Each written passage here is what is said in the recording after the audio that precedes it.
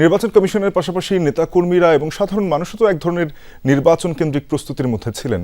এই রায়ের পরে বা এই আদেশের পরে সেখানকার মানুষের প্রতিক্রিয়া কেমন?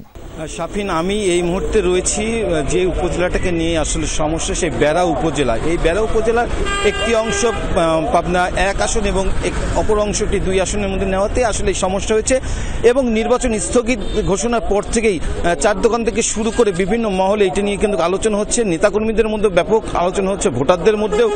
আমি এই মুহূর্তে একজনের কাছে জানতে চাই, এই যে আপনাদের নির্বাচনটা স্থগিত হয়ে গেল পাবনা 1 এবং 2, এতে আসলে আপনাদের এটা প্রতিক্রিয়াটা কি?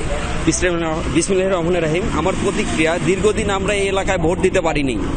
আমাদের দীর্ঘ 17 বছর, আমাদের এবার 12 তারিখে নির্বাচনে আমরা উৎসবমুখরভাবে আমরা ভোটের প্রস্তুতি নিচ্ছি এবং নতুন প্রবীণ যারা আছে সবাই উৎসবমুখর অবস্থায় আছে। এই মুহূর্তে সকালে যখন আমরা মহামান্য হাইকোর্ট এবং সুপ্রিম কোর্টের নির্দেশনা দেখলাম, তখন আমরা সবাই মন ক্ষুণ্ণ এবং ক্ষুব্ধ হয়ে আছি। আমরা সরকারের প্রতি আমাদের দাবি, আমাদের আসন ফিরে দেওয়া হোক এবং আমরা সুষ্ঠুভাবে 12 তারিখের নির্বাচনের জন্য ভোট প্রয়োগ করতে পারি।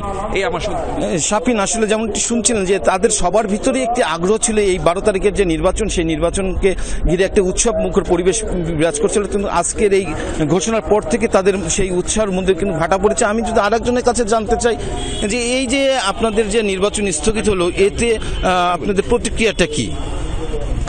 আমাদের পক্ষ থেকে আমরা যে আন্দোলন সংগ্রাম করে যে ভোটের একটা আমি নিয়ে আসছি, আমরা চাই যে আমরা যাতে সবার সাথে একসাথে ভোট দিতে পারি, আনন্দ উৎসব করতে পারি।